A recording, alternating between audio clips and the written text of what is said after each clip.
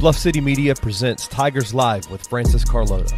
Join Francis after every Memphis Tiger game as he breaks down each matchup, player of the game, and upcoming games. Now, let's get to the show.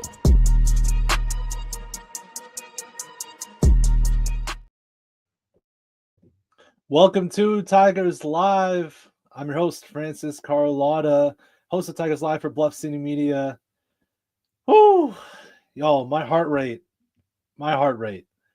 way too fast for a Sunday afternoon against Rice. Just way too fast. But nevertheless, Memphis leaves Rice with an 86-83 win. Oh, man. You already know how this is going to go. You already know what we're going to say. But we're going to talk about this game anyway because that's what we do. We talk about Memphis Tigers basketball. Shout out to everybody who's tuning in. Hey, shout out to King Mix here. Let's see if Francis still hanging with Snoop Dogg today. No. I'm back. I'm feeling better, thankfully. I was not feeling well during the Tulane game. Just sick. My throat was really raspy, super congested, but thankfully I'm good. I'm back today, so it's good to be on the show. I'll be joined by Roman Cleary in just a second. No Katie Stubblefield today, so no Katie for the show. That's all good. But we have Roman Cleary as we always do, and I see that he has joined the stream, so let me go ahead and add him. Roman, what's going on, man?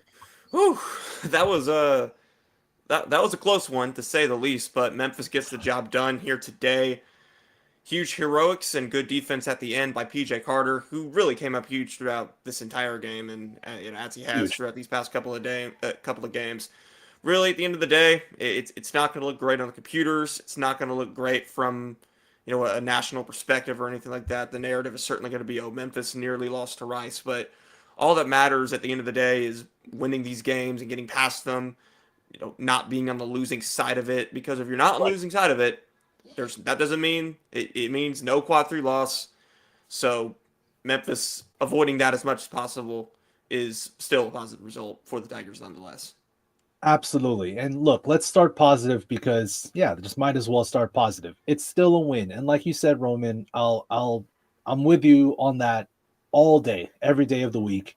Winning is what matters. Since it was such a close win, does it hurt the computer metrics? Yes, absolutely it hurts to only win this game by 3 points. It will hurt the computers, but look, just keep winning these games. Keep finding ways to win close games, and that will bode well come tourney time. It'll bode well for Memphis in the AAC tournament. It'll bode well for them in the NCAA tournament. If they keep finding ways to win close games, regardless against who they are, building those habits, knowing that you can prevail when times are tough and it's tight down the stretch, that's very important for every single team with title aspirations or success in March aspirations. So, yes, it's a good win. And you mentioned PJ Carter, Roman. Come on. What a stud, man. The stone coldness of him stepping up to hit those 2 free throws after PJ Haggerty and Nick Jourdain missed the front ends of 1-and-1s. Credit Haggerty for making those 2 free throws before Carter as well. But PJ missed the front end. Jourdain missed the front end. And that led to this game being way too close for comfort. But we'll talk about the end. I know we'll talk about the end. I want to talk to you, Roman, though. Let's start here. So the beginning of the game for the Tigers was, I thought, really damn good. They're hitting threes, playing solid defense, kept the energy up. But just turnovers, again, just hurting this team in the worst ways possible. I don't know if you saw Penny do his little interview before going to the locker room, the halftime interview before going to the locker room. He said Memphis was playing. He wants Memphis to play fast but not play hurried. So, Roman, from your eyes, why was Memphis playing so hurried? Because that's what Rob Lanier does to you at the end of it. That's just what Rob Lanier does to you. Memphis obviously didn't need to turn the ball over as many times as they did, but this didn't feel like other games where they've turned the ball over a ton, whereas, in those games, a lot of those turnovers felt, self-inflicted and caused mainly by, bad decisions and mental mistakes and things of that nature. I didn't really get the sense that was the case today. I really just thought that Rob Lanier had a really good game plan going into this game. Yeah, He knows Memphis extremely well. There's a reason why SMU beat the doors off of Memphis and Dallas last year. He I was he about to he, say. he just knows exactly how to attack Penny Hardaway's offense. He does it extremely well. Rice is an extremely well coached team. They just don't have the talent to complement the coaching right now. And I don't know if it's possible to get the kind of talent at a school like Rice, but Right. who knows? But regardless, Rice's coaching is probably top 5 in the league. So when you're dealing with that on the road, regardless of who the players are on the court wearing the Rice jersey, you're just going to find yourself in a tough situation. And again, Memphis could have played better, obviously. But when you're going up against a coach like Rob Lanier, who's just so aggressive and knows how to turn teams over and play good defense, it's going to be tough no matter what you do. Yeah, that's a good point. And not just the defensive side for Rice. Offensively, they did a good job, especially in the first half, limiting their own turnovers. They did a really good job taking care of the ball.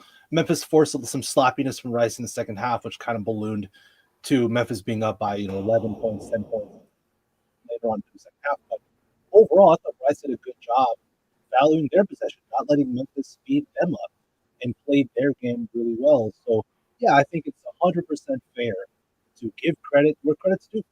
Rob Lanier and Rice, they played a really good game. They executed their own game plan, which I again, just to keep being positive at least for now, which shows to me that it's still a positive sign that Memphis keeps finding ways to win these games. I think it was a really good thing. They're battle tested, no question. Do we want them to be tested like this in the AAC? Probably not. But it only means good things moving forward. As Coach Wayne Kelly said here, these games are about how the Tigers play as much as I would love the Tigers to blow teams away. I love to see them win these types of games as well. Absolutely. It's much better to win these types of games, no question. So, yeah, that's definitely positive. I love everything about that. He get a great game. And it seemed like as soon as he switched that 1-3-1 half-court press, it just threw Memphis forward. But credit Penny for responding. Penny saw the 1-3-1 half-court press, trying to force the balls into trap situations, and we found they did a good job of finding the open three. Had some open threes from PJ Carter, open three from Tyler Hunter, which kept the game going. But at the same time, it's just the turnovers again, man. Turnovers again. But let's stay positive from the defensively from the Memphis Tigers. What did you like defensively from Memphis? Well, the defensive effort I think was pretty tremendous early on. You saw Rice being the more hurry team earlier on in the game, but I do really commend the Owls' effort to overall just kind of flip that on Memphis's head a little bit. Memphis didn't play a great game defensively, in my opinion. I mean, they rebounded better than they have in previous games, which is good, obviously, but Yeah. I don't think this was a great defensive performance from Memphis overall. Yeah, I have to agree with you too, man.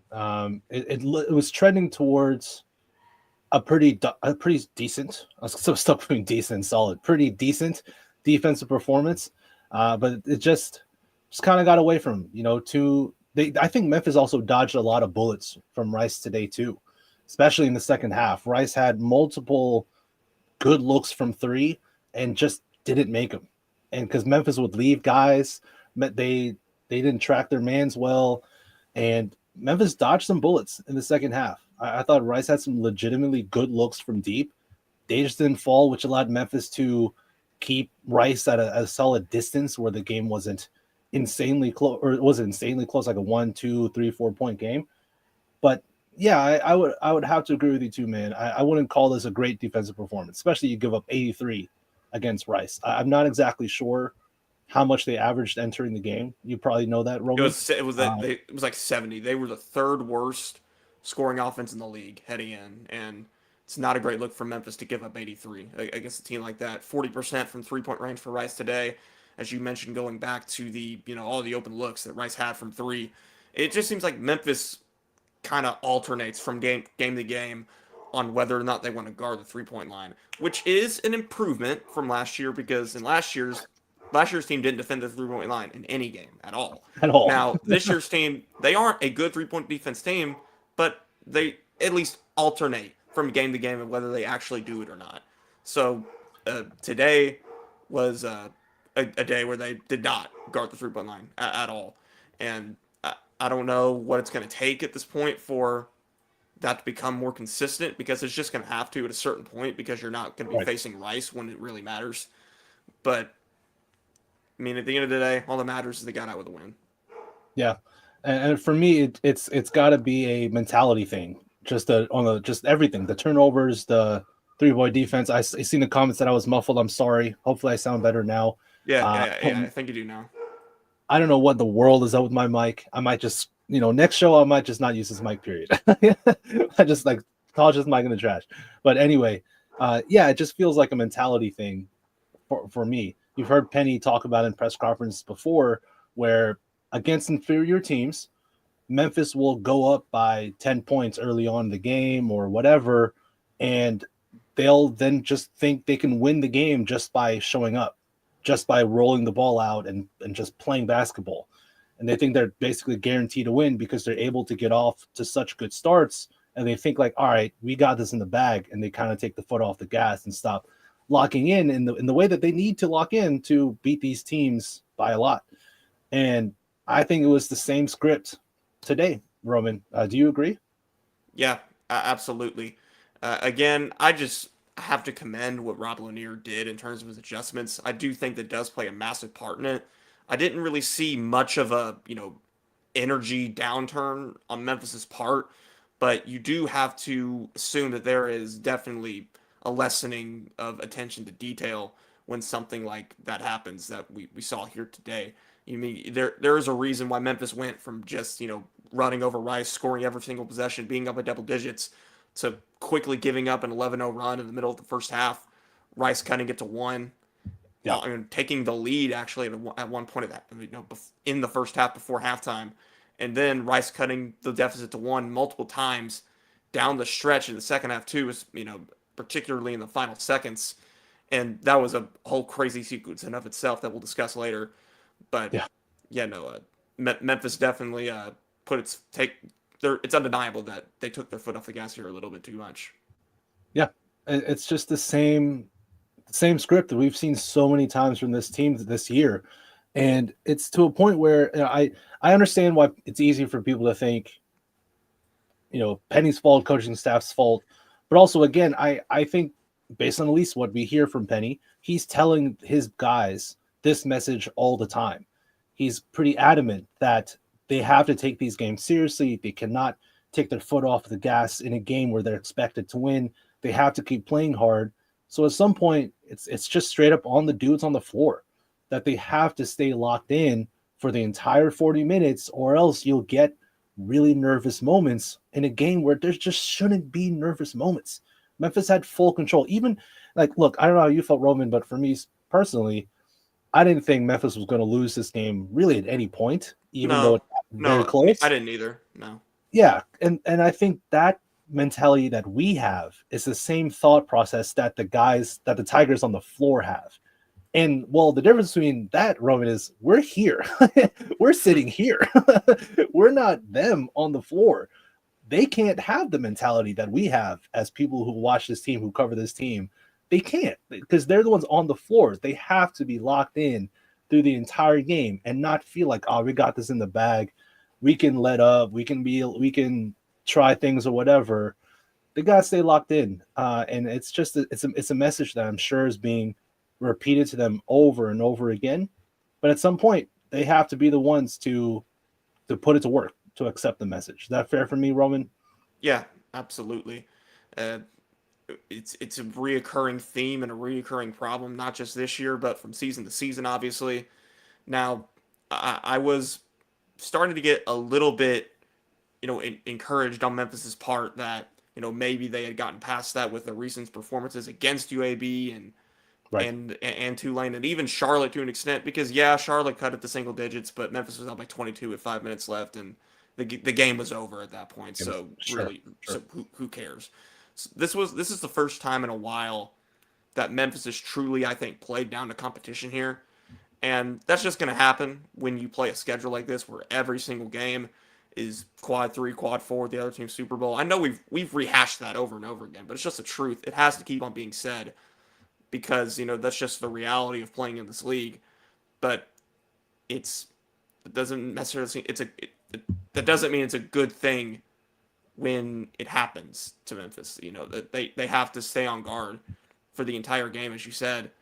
And, there is always going to be some worry there, regardless of how much different this team is from last. Yeah. That you are going to have that lingering fear in the back of your mind that perhaps this will come back to bite them at some point. I don't think it will. I don't think they're going to take a quad 4 loss or anything like that, but it becomes more and more possible the more this happens, for sure. Yeah, echo that fully, no question. As Coach Kelly said here as well, more assists than turnovers, 20-16 respectfully, but still too many unforced turnovers. Yeah, so that's a positive for sure. Memphis is getting better moving the ball, especially against teams who want to play a zone against Memphis. Memphis doing much better job moving the basketball, getting assists, getting good looks at the rim, and also open looks from three. It's just the dang turnovers that we'll keep rehashing. It's just, I've said it so many times on this show. I said it online. I've said it in the Discord. This offense is really good as long as they limit turnovers. It's a really good offense. Like, we've seen it. We've seen it. Like, from straight up, straight down, we've seen this offense, what it can be when they don't turn the ball over. The problem is we also see what this offense is when they do turn the ball over a ton. And that's when it gets you. So, yeah, it's a broken record at this point, Roman, you, me, even I'm sure for people in the chat too. It's a broken record, but it's just these turnovers. They have to get better.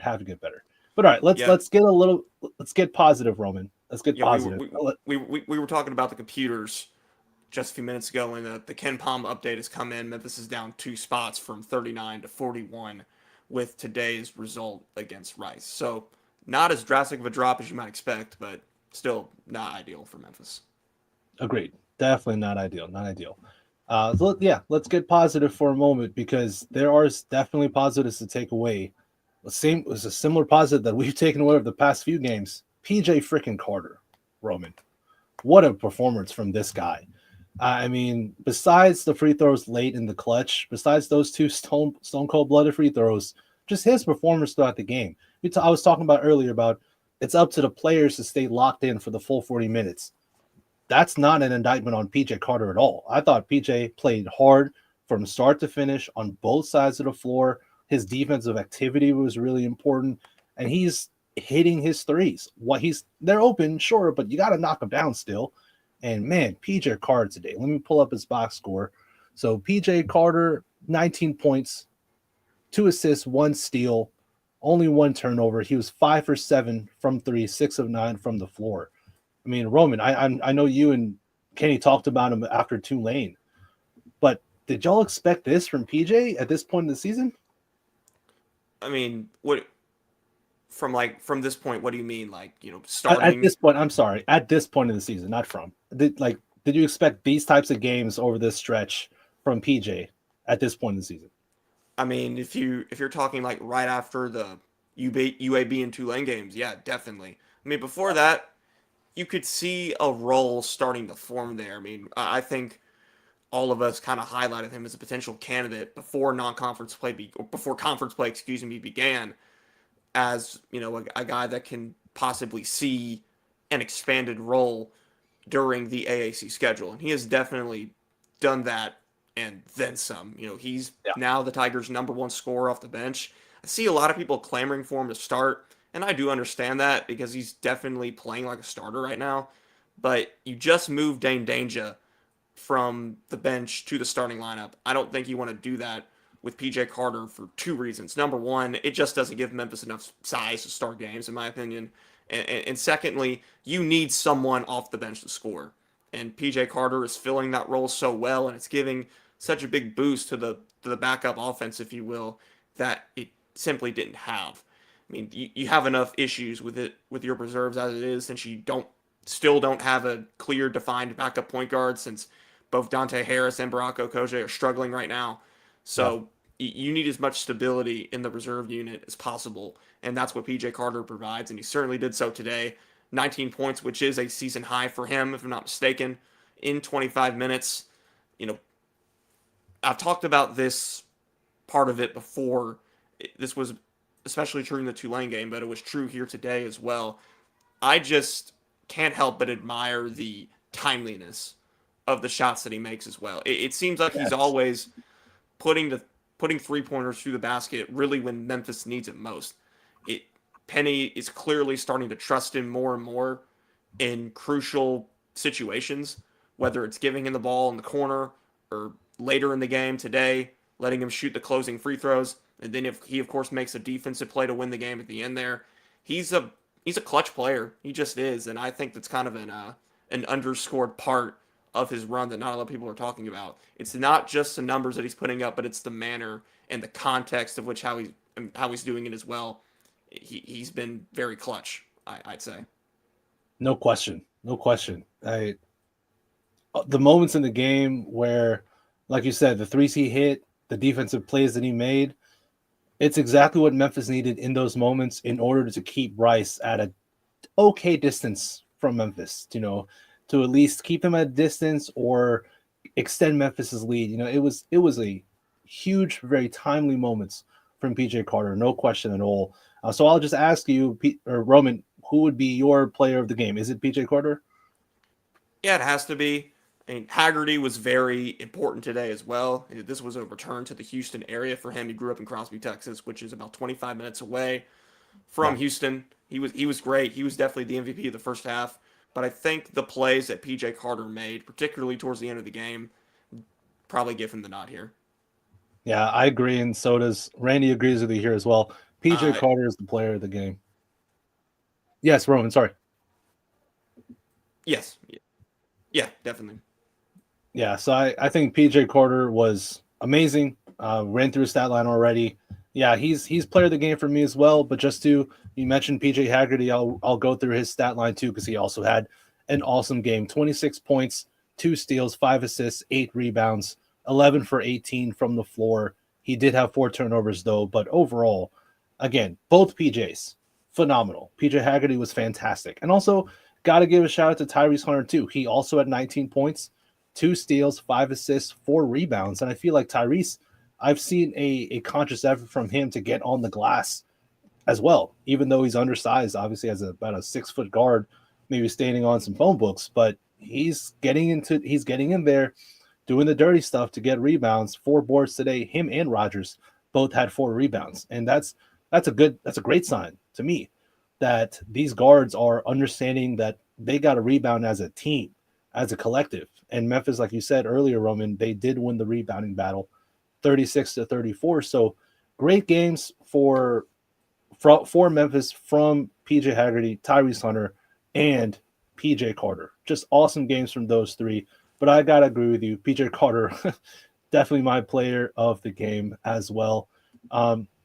Roman, do you have a moment of the game as we start looking back before we get into the crunch time of it all?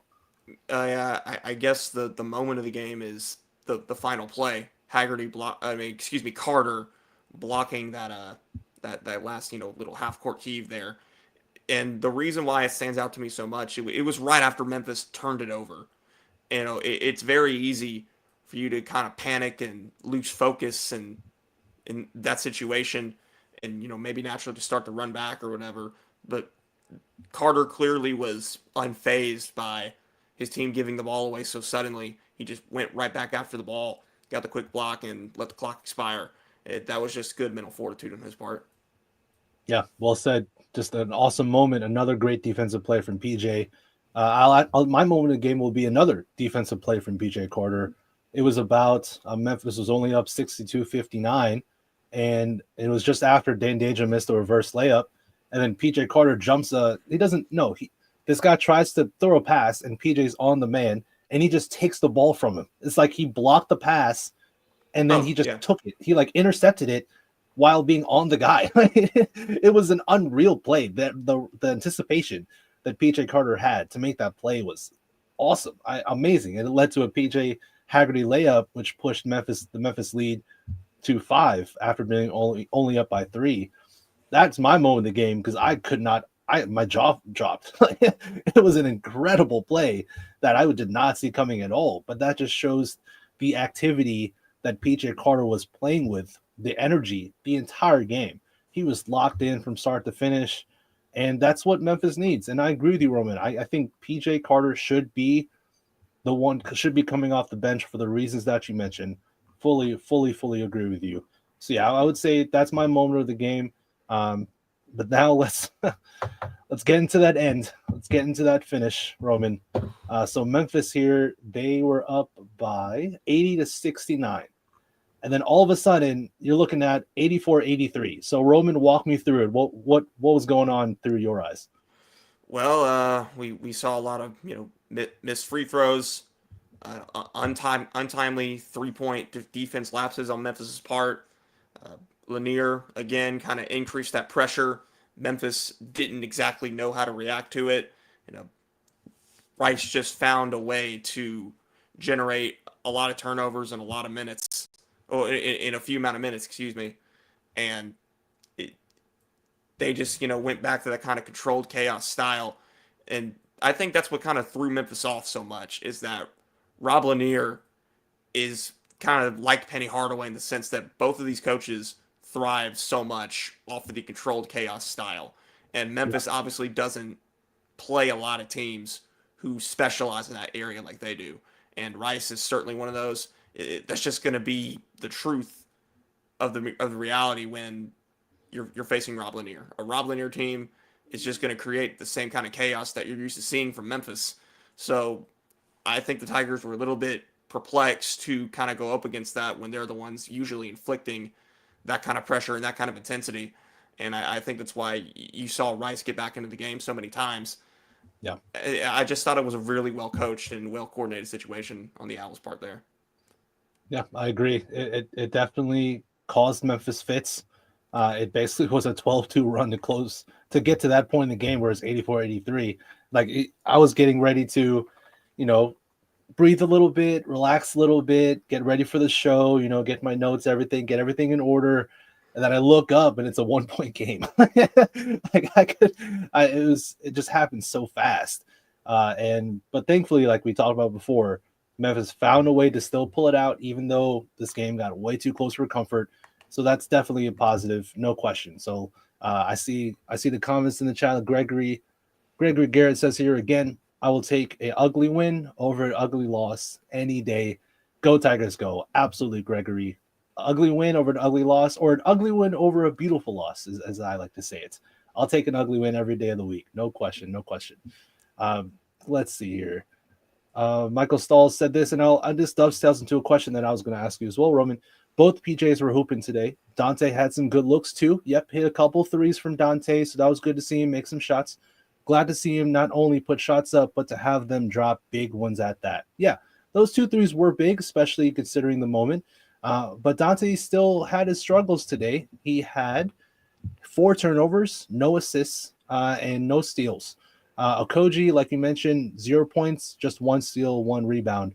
And you mentioned the rotations and the questions about the backup point guard issues that Memphis has. Are you, right now, Roman, kind of putting you on the spot, which one are you more comfortable with giving the majority of those backup point guard minutes to? Dante Harris, because your offense doesn't instantly die when he's in there like it does with Okoji. Unfortunately, even though Harris turned the ball over 3 times in a minute today at the beginning of the second half, which, it's not great. He's not playing well right now. He's not, let's call it how it is. But Okoji doesn't offer anything offensively, like literally nothing. And you can't have a backup ball handler be that guy. You just can't. Perhaps there will be a point where Okoji is able to develop that. But if that comes, it'll likely come next season or the season after that. It's just not happening for him right now. So I think at this point, despite Dante Harris's flaws, if there's a need to play a backup point guard a significant amount of minutes, Dante Harris has to get the nod there because of his experience and his ability to actually score and initiate offense. Yeah, I agree with you too. It's got to be Dante Harris. I think with Dante, you got to remember he just joined this team very recently. He doesn't have the chemistry that the rest of the roster has together. Dante's still trying to figure everybody out, where people want to be, where they want to catch the ball, where they're going to be spacing wise. He's just still trying to figure out this team, just period. And I think what we've seen from Dante at the very least is awesome energy. He does play with a spark. He plays with a burst. He can hit some shots if needed. I'm not going to expect 3-pointers from Dante Harris, but I'm glad to see him make them today. He open looks, knocked him down. That's all you can ask for, right? From any basketball player. But besides the shooting, he plays with energy and effort on the offensive side and the defensive side. Yeah, he's undersized, but he plays really hard. He plays much bigger than his size. And so, yeah, I think you got to get the nod to Dante, too, for the reasons that you said. I want to bring up this comment that Timo said. The team has to deploy more zone. No zone. I was going to ask you. Not more zone. They're bad at zone. Their zone has been carved up all year long whenever they've deployed it. More zone means more 3-pointers. That's what this Memphis team in this season has shown us. More zones mean more open 3-pointers. This team doesn't run zone well. They need to avoid it as much as possible. Protect the bigs. That I don't know what they're going to be able to do to protect the bigs at this point, because they seem to get in foul trouble regardless of what happens. Yeah, I'm sorry, Timo, to put you on blast like that, but I knew Roman would react that way. No. If I'm Memphis, no zones. The zones are done, especially in important games, because zones mean open 3-pointers for Memphis. You know what? If the Tigers had better personnel to run zone or better schemed up zones, sure, but that's not the case right now. So they need to avoid the zones. It's as simple as that for me. Yeah, I think also trying to get the bigs to avoid foul trouble, a lot of that is also mentality too. You know, you saw some fouls from Dane just slapping at guys. I'm like, what are you doing? Like, why is that? Why did you just do that? That's all mental. And so I think a lot of the fouls, unfortunately, are also on the mental aspect, not just scheme or what defense Memphis is running. It's funny because Dane had 4 fouls right pretty early on in the second half, and he did not foul out. He didn't foul out today, so that means he played basically I'm forgetting when he got subbed back in the second half. I think it was around 10 minutes left in the game, but he didn't foul out. So, and it's funny when Dane gets 4 fouls, he becomes a better defender because he's playing more vertical defense, not getting baited so easily. It's like he knows that he can't take bait and he has to play vertically and tall and not be overly physical. And he's all of a sudden a much better defender. So it was he subbed back into the 11:48 mark. 11:48. And if I'm reading this chart correctly, he did not sub out again after that until about a minute left. Gotcha. Okay, cool. Yeah, I think I like Memphis. I like the way Memphis does a matchup zone, where I've talked with Kenny about this before. You basically have your area, and then you'll point switch on guys whenever the offense moves their players into that zone of where you're at. And I think that's good as long as Memphis can communicate. You saw some moments where Rice got wide open threes because Memphis did not communicate properly. And so that's where Memphis gets caught, giving up those open looks. It's all about communication, making sure they're on the same page. And I think the problem with the foul troubles for the bigs, I don't think there's really much you can do. You know, I just at this point, it's just going to kind of happen. And Penny just has to keep doing a good job monitoring the minutes, making sure that he's not putting guys in awful situations. I remember when Dade and Cece had those 4 fouls, everyone in the Discord was freaking out about the lineup that was on the floor, because it was Jordan, Akoji, Harris, Haggerty, and I think it was Hunter. it was some weird lineup as Jordan is the only big. And I think there was a lineup for like maybe 30 seconds before Penny was like, no, we got to have Jordan in, where there was no big. Musa Cisse got 4 fouls in 9 minutes. Good God. Yeah, Musa did not have 4 fouls in 9 minutes, dude. Yeah, Yeah, this was not Moose's shining performance at all. Damn. That's tough to see. That's tough to see. Yeah, Musa didn't have a good game, unfortunately. Um, yeah, that's tough. But I think with the foul trouble, it just is what it is. You know, you're not really gonna. There's not much you can do to prevent these bigs from getting the foul trouble. That's how I feel about it. But Roman, let's look ahead as we move past this win against Rice, because I think at this point it is what it is, right? It's a close win on the road where Memphis committed way too many turnovers, but they still found a way to win the game. I think that's a fair bow to put on the game. Do you think so? Yeah. Or... Yeah, I mean, at the end of the day, it may be tough for fans to accept, but this is who this team is. They play up to competition and they play down to competition. That's what Memphis is this year. And that's what they've consistently been in the Penny Hardaway era. And as long as they're able to get past the AAC schedule with relative, non-damage to the resume, then it's fine. Because again, they play up to competition, meaning they have a chance to beat anybody in the NCAA tournament. And we know this because of how they performed in the non-conference. We know this because they picked up 5 quad 1 wins against an extremely difficult non-conference schedule.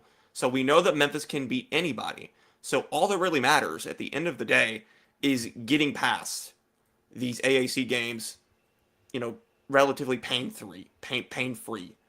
Yeah. Because once you get to the NCAA tournament and you're facing the better competition again, the net ranking ain't gonna matter. The what they did against these conference foes that are weaker competition, it's just not gonna matter as long as Memphis takes care of business and gets past them with victories instead of losses. At the end of the day, a win is a win. Winning this game means Memphis does not have an additional quad 3 loss. And they need to do that as many times as possible before the conference schedule is over. And then they will get to the NCAA tournament and probably get a pretty good seed. Because they're not going to drop all the way down to the 8-9 if they win the games they should. Yeah, sure. If they're not efficient enough, they're probably not going to get a top 5 seed. But as long as they win, they'll avoid the 8-9. And if they avoid the 8-9, they have a chance. Yeah, in my mind, Roman, if Memphis wins out, I think they lock a top 5 seed. Even if you have the nail biters like this against Rice, if they win the rest of their games, which obviously is a big ask, but if they do so, I think you can lock in a top 5 seed, maybe a 4 seed as well. Lunardi has him as a 4 seed right now. He'll probably drop him back to a 5 after this, but I know Lunardi has him as a 4 right now. But those bracketologies are based off of if the season ended today. If you go to Bart Torvik's Tourneycast, Memphis is an 8 seed over there, and that is projecting what it's going to be at the end of the season. So if you're looking at the computers, Memphis is on track to end up as an 8 seed right now. And that's obviously not great if you're the Tigers. You want to at least end up as a 7 or a 6. Yeah. As long as you're a 7 or a 6, you can beat anybody. You can beat a 2 seed. You've already beaten the arguable 2 seed of Michigan State this year. Yeah. So, I mean, you just have to do whatever you can to avoid the 8-9, because if you get 8-9, that means 1 seed in the second game. And Memphis doesn't want that, obviously, because that's how it lost in 21-22, when that was probably a Sweet 16 team, but they ran into Gonzaga. They would have ran into Purdue if Purdue didn't lose and they didn't lose to Florida Atlantic. And that would not be ideal. As long as you avoid the 8-9, Memphis has a chance to go to the second weekend. And that's all that really matters. Yep, agreed. That forecast is probably anticipating Memphis to have. In your mind, I'm asking you, Roman, do you think that forecast is because there's anticipation that Memphis will lose a couple of these games to close the season? Is that what do you think? Yeah, perhaps. I mean, the March 2nd at UAB is going to be tough. It is. At UAB is tough. You still got to play at Wichita, and that's a tough environment. Out South Florida, they're gonna get up for Memphis really hard, and you still got to play 3 days in 3 days once you get to Fort Worth. So it's not going to be easy. So the chances are they're not going to win out for the rest of the conference schedule. But the hope for Memphis is that when that loss inevitably comes, you hope it's against a team that's not going to damage your resume too much to where you drop down to the 8-9 range. Yeah, fair enough. Totally fair. Speaking about let's get this out of the way. A collapse is not coming. For those anticipating the collapse still, I hate to disappoint you, but it's just not going to happen.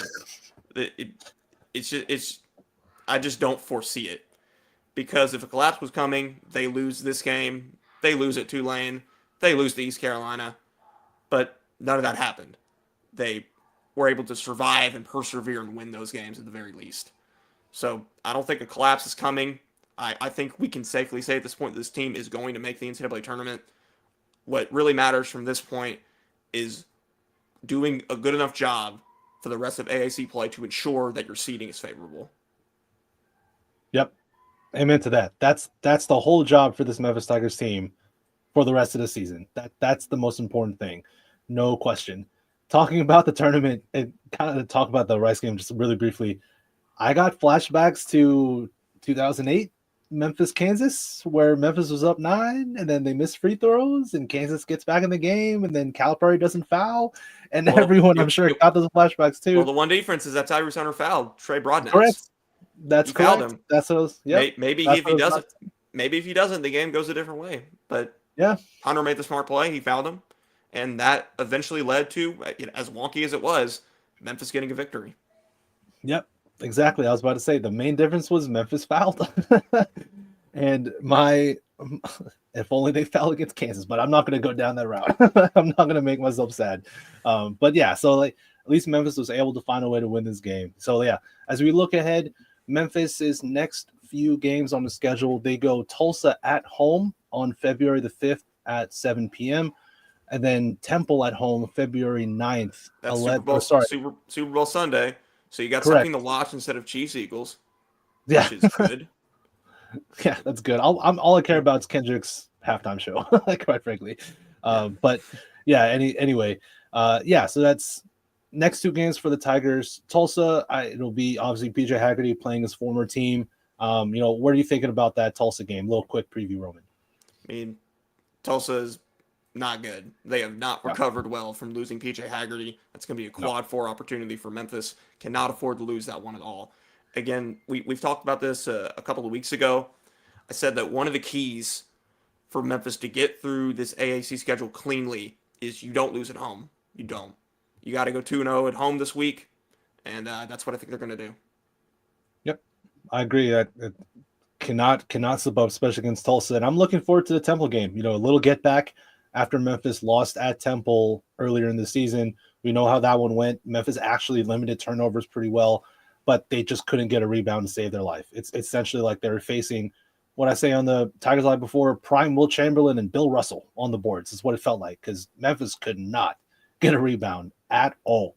And so I'm expecting a heightened effort, heightened concentration against Temple on the glass, no question. But yeah, I expect them to go 2-0 in this home stretch as well. And we already talked about perspective for the NCAA tournament. It really is, y'all, as simple as Roman says. They take care of business, they're going to get a solid seed. If they slip up, then they'll fall down, obviously, in the seed line. But I anticipate Memphis to take care of business throughout the rest of the way. Do you think their most likely loss is at UAB? Is that what you would? Yeah, yes. No question. To be honest, I think they're going to lose that game. I'm just being honest Okay. here. I think they're going to lose. I think Birmingham is going to really show up for that one. Yaxel is not going to take what happened in Memphis lying down, especially with Danger doing at the beginning of the game.